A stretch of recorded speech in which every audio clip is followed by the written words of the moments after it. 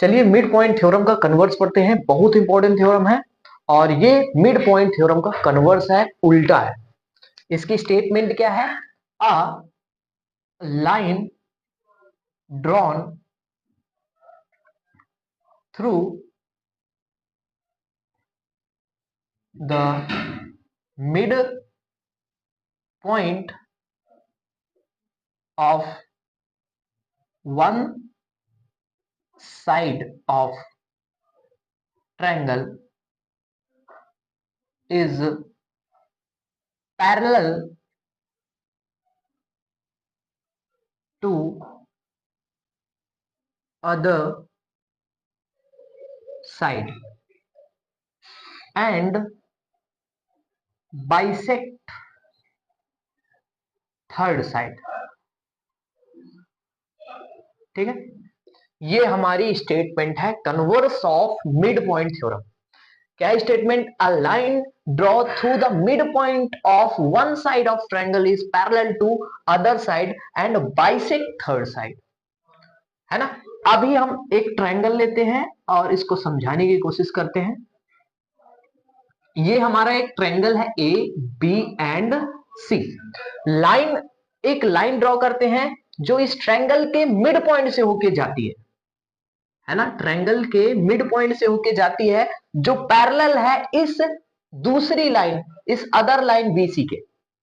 ठीक है, तो हमको प्रूव करना है कि ये बाइसेक्ट करती है तीसरी साइड को, है ना। एक पैरेलल लाइन ड्रॉ करते हैं, किससे ड्रॉ करते हैं? ए बी के मिड पॉइंट से, जो पैरेलल है बीसी के। और हमको प्रूफ करना क्या है? ये लाइन बाइसेक्ट करती है थर्ड साइड को। ठीक है, इसके लिए, इसको प्रूफ करने के लिए कुछ कंस्ट्रक्शन करने पड़ेंगे। पहले हम लोग देखते हैं क्या क्या गिवन किया हुआ है। चलिए गिवन देखते हैं। गिवन दैट, गिवन क्या किया हुआ है? ट्रायंगल है एबीसी, ट्रायंगल एबीसी। और क्या दिया है? यहां पे हम इसको हम पॉइंट डालते हैं ई, इसको डालते हैं एफ। दिया क्या है? E is a midpoint of AB. E is a midpoint of, E is a midpoint of AB. E क्या है? मिड पॉइंट है किसका? AB का, है ना। ये तो दिया हुआ है थ्योरम में। और एक चीज और दी हुई है, ये EF जो लाइन है वो पैरेलल है किसके? BC के। तो ये भी दिया हुआ है, EF line is a parallel to BC। EF parallel है किसके? BC के। ठीक है, चलिए प्रूफ क्या करना है ये लिखते हैं। प्रूफ दैट ये जो लाइन है EF, वो AC थर्ड लाइन को बाइसेक्ट करती है। बाइसेक्ट करने का मतलब इक्वल पार्ट में बांटती है। AF और CF इक्वल होंगे, इसका मतलब। ठीक है, AF is equal to CF, AF CF के क्या होंगे? इक्वल होंगे। तो ये हमको प्रूफ करना है। तो इसको प्रूफ करने के लिए इस डायग्राम में कुछ न कुछ कंस्ट्रक्शन करने पड़ेंगे। तो हम लोग क्या करते हैं? EF को आगे बढ़ाते हैं और एक लाइन ड्रॉ करते हैं ऐसे, जो G CG जो लाइन है BC के पैरेलल है, और EF को हम कहां तक प्रोड्यूस कर रहे हैं? G तक। ये कंस्ट्रक्शन लिखते हैं। Construction produce EF to G। EF को कहां तक प्रोड्यूस किया जाता है? G तक। And CG parallel to B, CG parallel to B। CG किसके पैरेलल है? B के पैरेलल है ना। ये चीजें दी है। अब प्रूफ करने के लिए इसको हम लोग क्या करते हैं? एक चीज हम हमारे पास है क्या? EF parallel to BC। तो ये चीज गिवन की हुई है, EF पैरेलल टू BC, ये गिवन की हुई है ना। ये चीज गिवन की हुई है, इक्वेशन फर्स्ट डाल देते हैं। और EF पैरेलल टू BC दिया हुआ है, और कंस्ट्रक्शन से क्या आया है? BE पैरेलल टू CG या CG parallel to B, construction से आया है। तो CG पैरेलल टू B ठीक है। इक्वेशन सेकंड, आप इक्वेशन फर्स्ट और सेकंड से क्या देख रहे हैं कि अपोजिट साइड्स पैरेलल है एक दूसरे के। अपोजिट साइड्स पैरेलल होने का मतलब क्या हुआ भाई, ई एफ पैरेलल है बीसी के, तो ई एफ पैरेलल का मतलब ई जी पैरेलल है बीसी के। इसका मतलब क्या है, ध्यान से सुनिएगा, ई एफ का मतलब आप लिख सकते हो E G parallel to BC. E G parallel है किसके, बीसी के। ये दिया हुआ है, गिवन किया हुआ है ना, गिवन कर सकते हैं इसको, गिवन है ना। और इसको क्या कर सकते हैं, बाय कंस्ट्रक्शन, कंस्ट्रक्शन से ये आया है, ठीक है, कंस्ट्रक्शन से ये आया है और ये गिवन किया हुआ है, क्योंकि E F parallel to BC है, तो ई एफ पैरेलल है बीसी के, तो ईजी भी पैरेलल होगा बीसी के। एंड कंस्ट्रक्शन से बीजी पैरेलल टू बी दिया हुआ है, इसका मतलब अपोजिट साइड्स क्या है, पैरेलल है एक दूसरे के, तो हमारा जो ई जी सी बी या बी सी जी ई हमारा एक पैरेललोग्राम होगा, ठीक है। इसको हम क्या लिखते हैं, सो therefore B C G E is the parallelogram.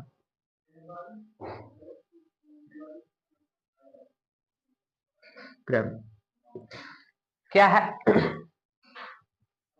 BCGE हमारा एक पैरेललोग्राम है। तो BCG एक पैरेललोग्राम है, तो हम सभी जानते हैं कि पैरेललोग्राम की अपोजिट साइड्स क्या होती हैं, इक्वल होती हैं। तो BE इक्वल टू CG हम लिख सकते हैं यहां से, BE इक्वल टू हम लोग क्या लिख सकते हैं, CG, ठीक है। BE is equal to CG हम लोग लिख सकते हैं। इक्वेशन थर्ड डाल दीजिए यहाँ पे, BE is equal to CG हो गया। और एक चीज यहाँ पे गिवन में की हुई है, क्या दी हुई है, E is a mid point of AB। E जब मिड पॉइंट है AB का, इसका मतलब AE is equal to BE हो जाएगा, AE is equal to BE हो जाएगा, इधर AE is equal to BE हो जाएगा, ठीक है। AE is equal to BE हो जाएगा, इतना तो समझ गए होंगे। ये इक्वेशन फोर्थ क्या हो गया, इक्वेशन फोर्थ। ये तो गिवन किया हुआ था, इसको आप लिख सकते हो, और एक कंस्ट्रक्शन से था। ये पैरेललोग्राम है, पैरेललोग्राम की डेफिनेशन से, और ये चीज गिवन की हुई है ना। अब इन दोनों इक्वेशन को देखते हैं from equation third and fourth. Equation third and fourth से देखते हैं कि बी इधर भी है, बी इधर भी है, मतलब एक साइड बराबर हो गई। तो एक साइड जब बराबर हो जाएगी तो दूसरी साइड अपने आप ही बराबर हो जाएगी। तो हम इसको क्या लिख सकते हैं, CG is equal to AE। CG किसके बराबर हो जाएगा, AE के। CG किसके बराबर हो जाएगा, AE के बराबर हो जाएगा, है ना। CG AE के बराबर हो जाएगा। तो हम दो तीन कंडीशन लेते हैं, क्या लेते हैं, एक ट्रायंगल आपको ये दिख रहा होगा EAF, एंड दूसरा ट्रायंगल दिख रहा होगा FCG, है ना। तो इन दोनों ट्रायंगल में, in triangle EAF and triangle GCF, ये दो ट्रायंगल लेते हैं। तो इन दो ट्रायंगल में, इन दोनों ट्रायंगल को कॉन्ग्रुएंट कर देंगे तो करस्पॉन्डिंग पार्ट्स है ना अपने आप बराबर हो जाएंगे। तो इनको कॉन्ग्रुएंट करने के लिए तीन कंडीशन फॉलो होना जरूरी है। तो आप सभी जानते हो कि जो AE है CG के बराबर है। अभी आपने AE CG के बराबर है, ये प्रूफ किया है, AE CG के बराबर है, ये एवं प्रूफ किया है आपने। हमने क्या किया है, इसको प्रूव अभी किया है। एंड दूसरा आप लोग देख रहे होंगे कि अल्टरनेट एंगल एक दूसरे के बराबर होते हैं। तो EAF एंगल EAF बराबर किसके हो जाएगा, GCF के, एंगल GCF के, ये बराबर हो जाएगा। क्यों, अल्टरनेट एंगल से, क्योंकि अल्टरनेट एंगल एक दूसरे के बराबर होते हैं। तीसरा पार्ट क्या देखते हैं, वर्टिकली अपोजिट एंगल एक दूसरे के बराबर होते हैं। तो ये देखिए वर्टिकली अपोजिट एंगल एक दूसरे के बराबर होते हैं, तो EFA एंड CFG एक दूसरे के बराबर होंगे। Angle EFA is equal to angle CFG एक दूसरे के बराबर होंगे। क्यों?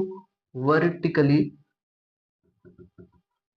अपोजिट एंगल, ठीक है, वर्टिकली अपोजिट एंगल से एक दूसरे के बराबर होंगे। तो ये तीन कंडीशन फॉलो हो गए। इसका मतलब क्या हुआ, ये दोनों ट्रायंगल आपस में कॉन्ग्रुएंट हो गए। तो triangle EAF congruent triangle GCF bye angle side congruency rule से। जब ये दो ट्रायंगल आपस में कॉन्ग्रुएंट हो गए, इसका मतलब क्या हुआ कि जो इसकी साइड्स हैं वो भी आपस में, मतलब AF बराबर हो जाएगा CF के। AF is equal to CF, ये हो जाएगा, ठीक है, CPCT से।